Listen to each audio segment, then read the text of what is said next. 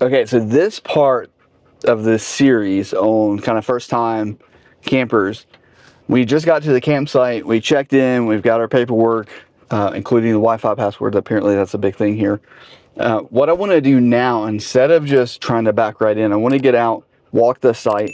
Now this one's pretty open, as you see, you're going to see when we get out, but I want to walk and look for anything that I could back into, back over, anything that might be above us, like hanging over. Now this is not going to be that case, but if you're at a national park or one of the state parks, you may have trees hanging down and you want to make sure you're not going to back into those or either. Even the other side of the lake here. Or back into the lake, which, yeah, that would be a possibility. Or that goose over there. So what I'm going to do, we're going to hop out and take a look at just the site, get an idea of how I want to approach the site, back into it, as well as what part of the site is going to be level. This is our site, 518. We're here at Myrtle Beach Travel Park. This site is super simple. It's wide open and it's flat. Now there is a picnic table with a shelter there, so that's for us. But the other thing that you want to look at, so for this particular site, we don't want to back off the edge, but we also kind of want to get an idea of how far back we want to be. And we also want to look at where our hookups are. So we've got water there, we've got sewer right here, and then power here.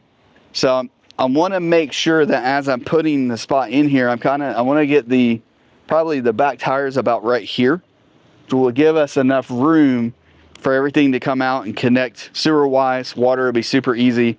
There's already tracks here. And then we want to make sure we're not going to back too far, which we won't if our tires end up being about right here. And Laura needs to know that because she's the one that's going to tell me when to stop while I'm backing in. And I've got a backup camera, so I'm going to be able to see that really good. Now, as far as my approach, if you're not good at backing campers, or this is your first time doing this, what I want to do is back to the side that I can see the easiest, which is going to be my side. Right, so this mirror here, I can see that mirror, so I'm already approaching correctly. I'm going to swing out that way a little bit because I actually have room to go into that spot there, which is going to get me angled this way. So I'm not going to try to make a completely perpendicular turn. Is that a word? I think that's a word. A right angle. Yeah, I'm not going to make a sharp right angle. I'm going to kind of go in and I'm going to diagonally come in. And I'm just looking at the lay. Now, if this was different, say there was a high spot right here, and it went down a little bit. Our campsite at Ocala was like that. Then I want to make sure that I'm going to land the camper in a spot that's going to be level. The Ocala, one of our campsites that we had, it went up.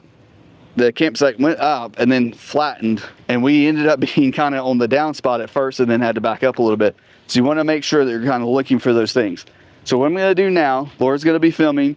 I'm going to pull up, I'm going to back in, and then hopefully we'll get it in the right try first. And then what I'm going to probably do is stop it a little bit short of where I want to end up so that we can put the levelers behind it. I think it feels like it's going to be pretty flat, but I think that's going to be the low side. That's going to be the high side. Looks like it. All right, let's try this.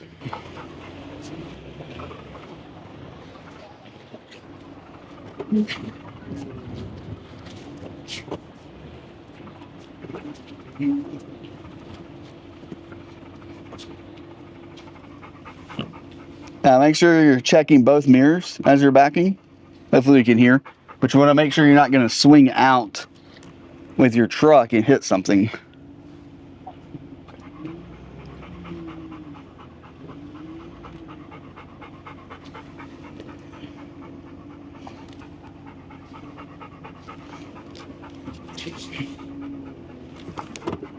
And that's okay to pull forward a few times if you need to.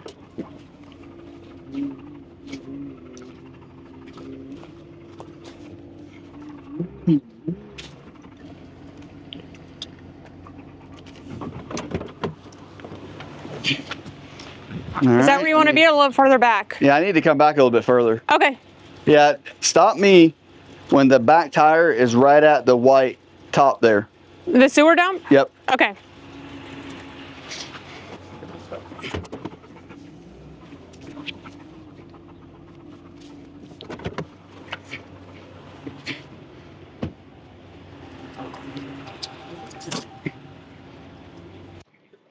Yeah, we were right. It looks like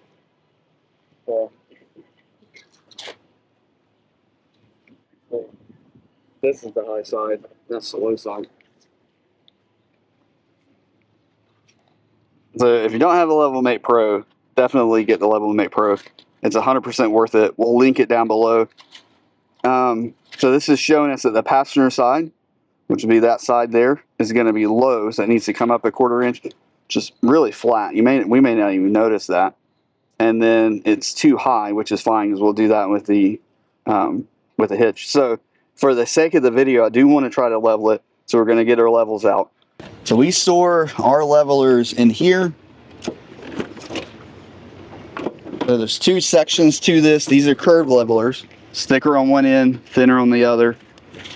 One for each tire. And these are essentially the chalks to stop the camper from rolling one way or the other. And we're going to lift, and what we're going to do, say how far back we are. You want to go forward a little bit? Yeah, I think so. I think just for sake of not overshooting.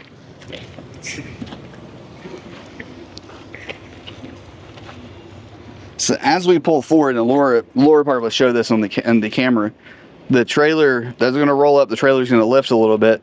And then on the app, I'm going to be able to see it actually lifting, and I'll actually be able to see when we get to level from side to side.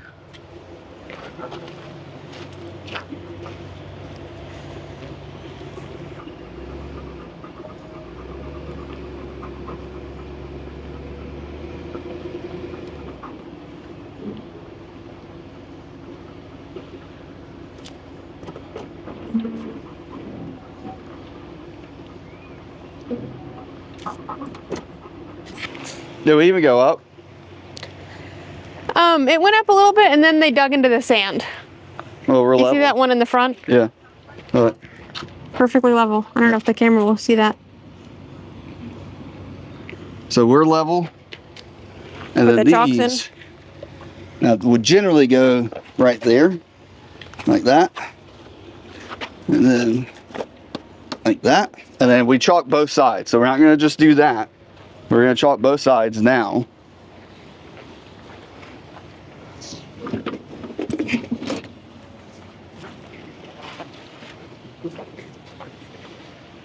So we'll put one in the back, and then I'll just put the one right here in the middle. So we can't go back to forth on either side now. All right. Now at this point, we're going to unhook the truck, and then we can start hooking up everything in the back.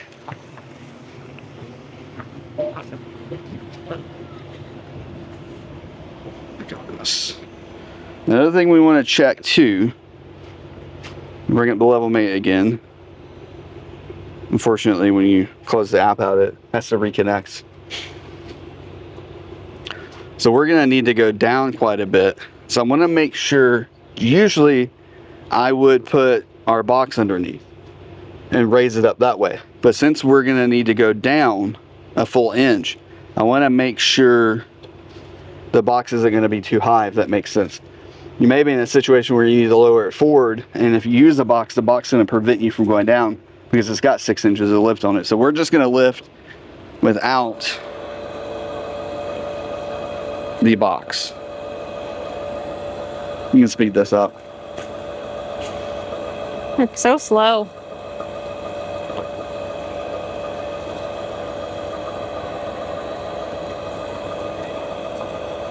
Now, something else in here, see if this should show up. There's hitch position.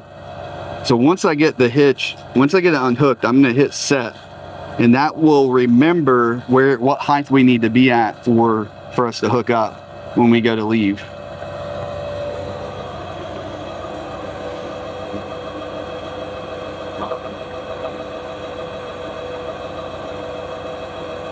Remember when the tongue jack broke and you had to hand crank? Yeah.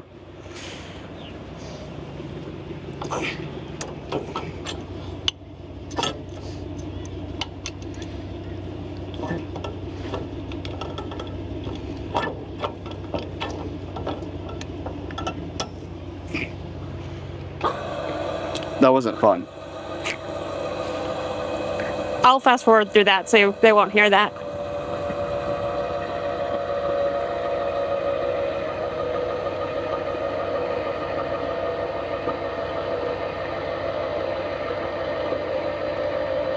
Although I edit it, so I have full control over. You have full control over what we do in the videos. What I show.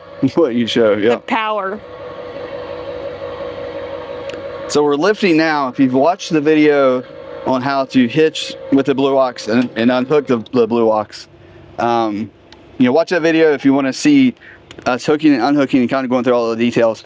But at this point, I can push on the blue ox. So I know it's unhooked at this point. It's so light that I could actually do it with my hand.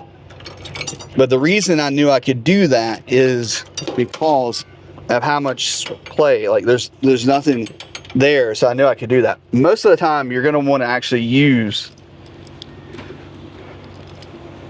the tool that Blue Ox gives you, which is this massive wrench deal here, and you would put this on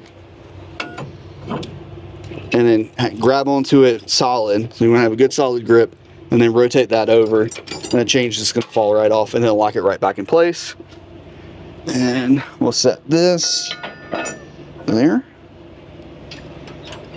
And for us, we store these in this little compartment right here, which for now I'm going to set there because we have stuff we got to get out.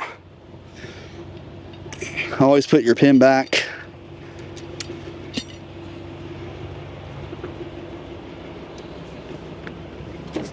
Oh, tie. I won't show that. Oh, it's pretty light.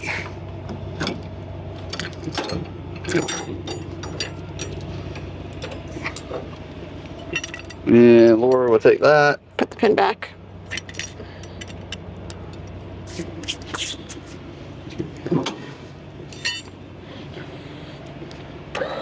Now we can go down. While we're going down, I'm going to go ahead and start unhooking the chains.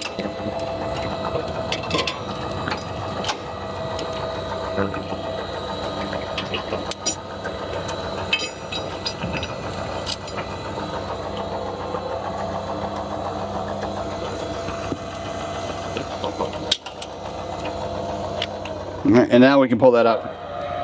You're basically just lowering it until the point that you can pull this up and unlatch it. Now we're unhooking from the truck. You may have to kick it a little bit to get it to come loose.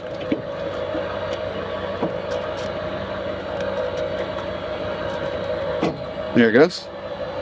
Now, if that doesn't happen, you may also have to, like I put the e-brake on, and that's something you want to do once you've got it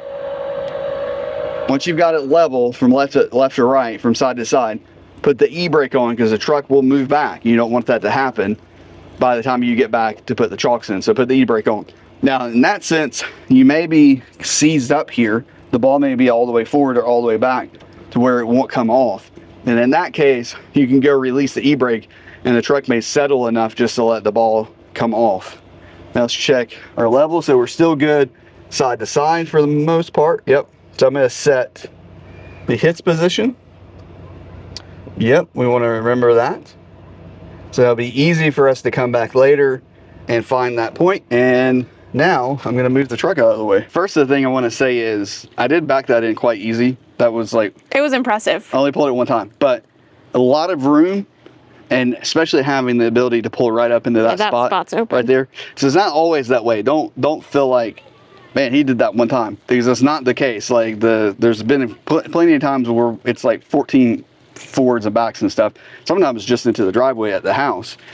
All right, so we're gonna now go ahead and lower the tongue, get it into the space. And so what we're looking at is this one right here. So front to back, we're high right now by 5 inches. And what I like about this app with the Level Mate Pro, it tells you within inches what you need to do. So for instance, if we were side to side and we were off by 5 inches, well, I would know, okay, we either need to find another spot, because our lifters will only do 4 inches.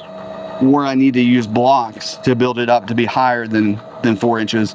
But if you're using blocks, you can just build 4 inches of blocks and then drive up onto it. So we're almost right there. So now we're level side to side and front to back. It is the absolute easiest way to do it. That blows using the actual level out of the water in this sense. It doesn't matter where you put it. This is going to be pretty much right, and we're level. So from a standpoint of being inside, if you're within a 1/4 inch either way, you're not going to really notice that quarter of an inch. So what we're going to do now that we're in place, we're level, we need to hook up everything. So we're going to start hooking up our power, we're going to hook up our sewer, we're going to do all that kind of stuff now, okay? Now you also want to make sure you put your stabilizers down. We'll start here on the back. Now something you might want to pick up is this, just a little adapter. You could probably make this if you wanted to. It's a 3/4 socket, and then get you a good drill. And if you have manual stabilizers like we do, this makes them powered. Just like that.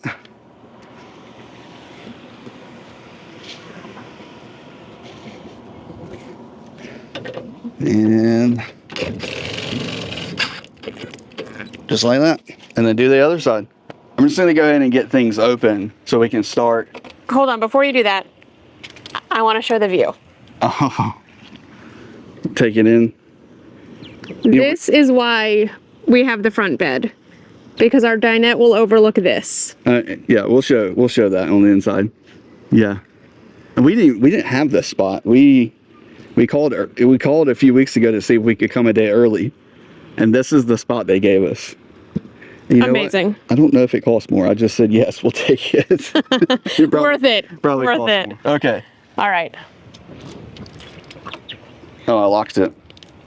You were blown away by the view. I was blown away by the view. It is a good view. Wow.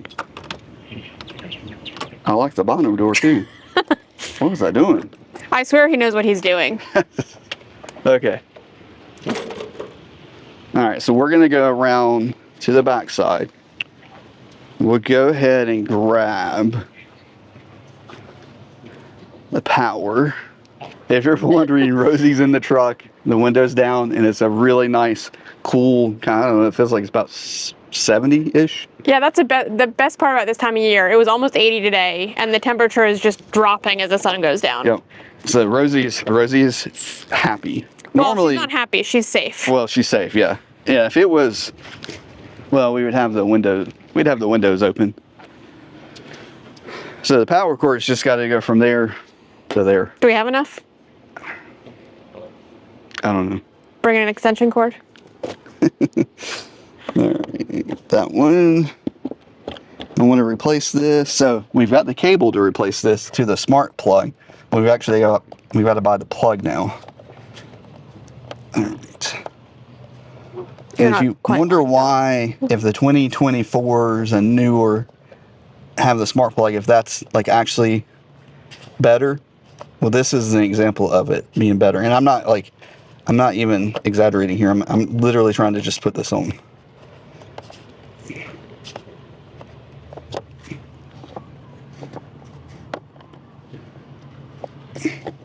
Come on, be nice.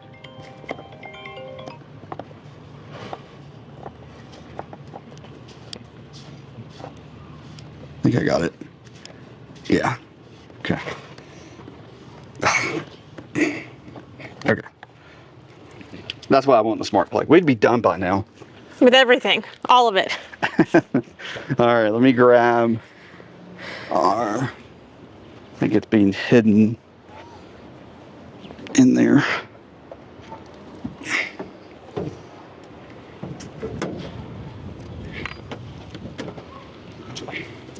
So Bulldog, this is, huh?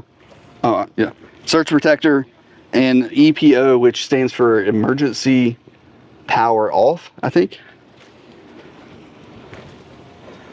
Now, I always recommend having some type of surge protection. This just happens to be what we have. And what you want to do is plug it in first. Just plug it in. then we're going to go click on the 30 amp. So this particular site has 20 amp, has 30 amp, or 30 amp, and has 50 amp, and there's breakers for each one. Now when you leave, you want to, by proper protocol for campgrounds, turn that breaker off and then leave. When you come back, that breaker is going to be on or be off. So you'll plug in, and I like to plug this in first because everything's normal right now. That it's just white, and that's the way it's supposed to be. We also look at the app. You know me, I love an app. Right there. It's looking for it. And everything is looking good. It's on, showing you your voltage. There's no amps being drawn right now. It even shows you your frequencies. And you can actually see kilowatt pull. If you're trying to make sure you weren't using a lot of power, you can actually reset your amount that you're pulling. So you can watch that if you want to. So that's the app for the Watchdog. We can link that below too, I guess, if we need to. And so since we've got good power, it's healthy power, we'll go ahead and plug in. And what would it look like if it was bad power? This would be red or flashing. I can't remember which one it does. It's flashing or red or something. And then the app tells you why, what's going on. That's why I like to open the app. It also will tell you, like if you over amp, it will tell you why, like that you went over your amps. So what this will do is if you're going to overdraw,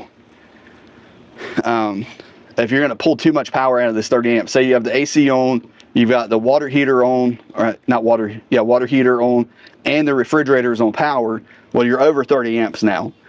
And you would potentially overheat this plug and cause damage. So that will detect that you're pulling too much power. And in that case, it will cut itself off and then tell you why it cut off. So that is in place. So update on Rosie's location. She has been fed.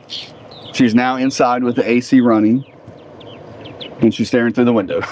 All right. So the next thing we're going to do is start getting our sewer hooked up. Water is the easiest thing to do. And we'll do that in a second. So you do want to get something like this. You know, I think we bought this at Walmart, actually, that Camco Sidewinder. What this will do is make sure that everything is flowing down. So even if you're not level or higher than it, this will kind of help keep that happening. So I'm going to take it right over. Back a little bit.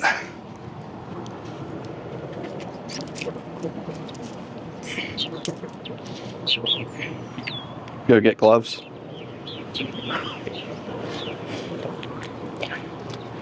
Of course, it's always wise to have some gloves since we're dealing with the sewer hose.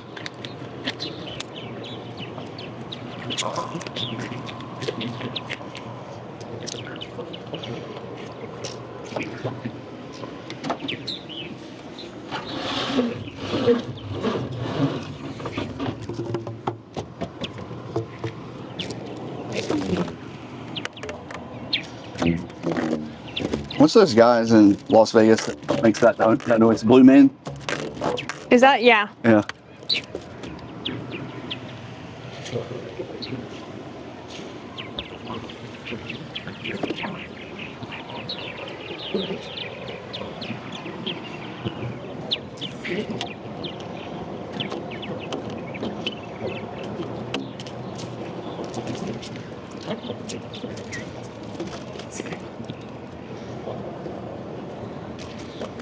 You let it kind of fit right in there. This will help support the hose.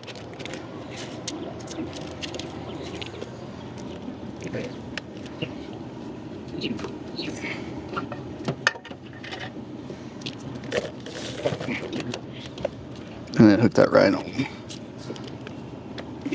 And you're not going to open any valves. You want to do that until your tanks are full, and then you'll dump. You always want to try to have a good quarter, really half in your tank before you pull that, and that pressure will pull everything out and actually get it down there. You always want to do black first and then gray if you are dumping the black tank. Now if you're only staying for a night or two, you may not even need to hook all this up. You may just hook power up. So let's grab our water hose now, because we're done with that. So that was quick and easy. Take the gloves off.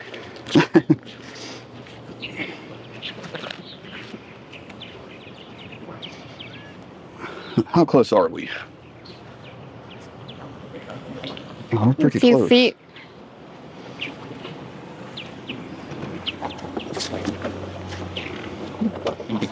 Because we have the reason I asked that is we have a short and a long hose. And I think the short will be just fine.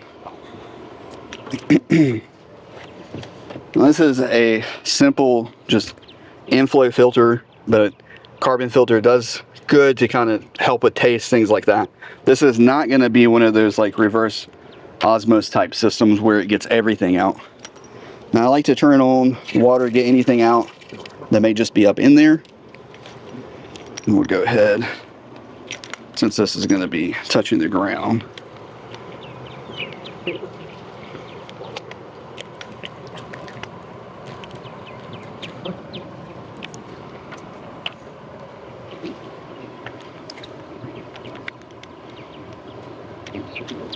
It connects that.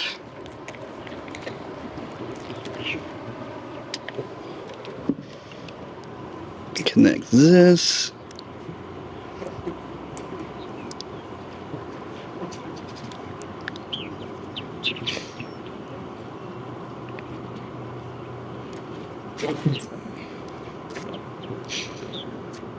And I'm gonna go ahead and turn this on before I connect it because I want to get any sediment that might be in the water hose out.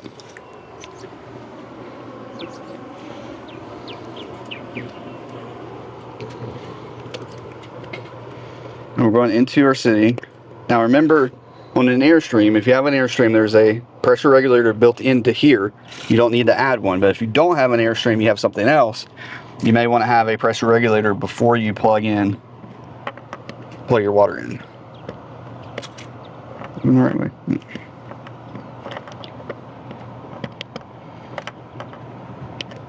Lefty loosey, righty tighty. Yes. That would be, I think that would be. It's the opposite because you're coming from that way. Yeah.